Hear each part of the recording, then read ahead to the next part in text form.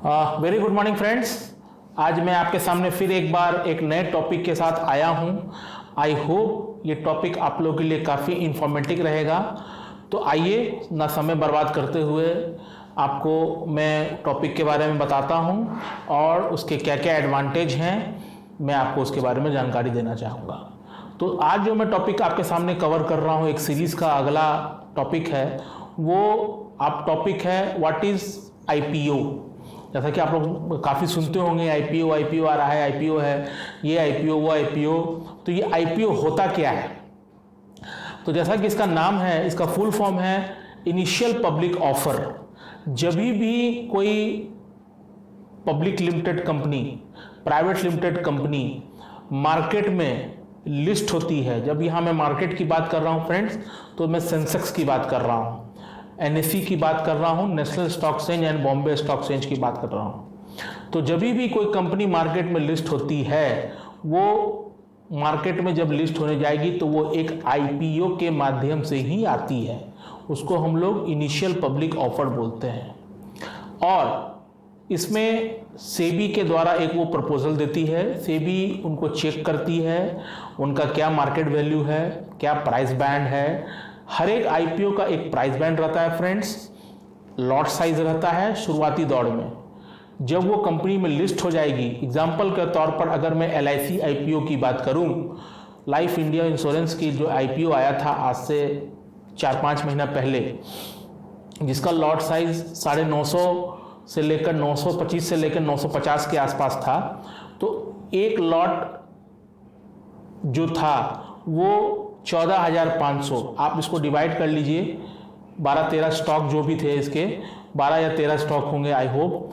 ये उसी range bound में एक लॉट साइज होता है और एक इंडिविजुअल 2 लाख तक उस कैटेगरी में लगा सकता है। तो आप उसी हिसाब से कैलकुलेट कर लीजिए। अब इसके बाद जब वो लिस्ट होती है, लेट्स सपोज उन्होंने रेट रखा 900 से 925 और कंपनी लिस्ट हो गई 950 और आपको मिल गया। इसमें मिलने का भी बात है, बहुत लोग अप्लाई करते हैं, बहुत कम लोगों को मिलता है।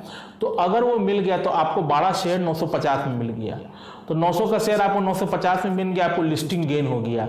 तो बहुत सारे निवेशक इसी फैसिलिटी को अवेल करने के लिए फर्स्ट कम फर्स्ट सर्विस के तौर पे भी लगाते हैं, ताकि उनको फैसिलिटी एक अवेल हो, उनको लिस्टिंग गेन मिले और वो लिस्टिंग गेन के हिसाब से उसको फिर अपने हिसाब से वो रखना है रखें, बेचना है बेचना, जो कर। ये मैं जो बात भी कर रहा हूँ फ्रेंड्स, ये डीमेट अकाउंट आईपीओ की मैं बात कर रहा हूँ, ठीक है।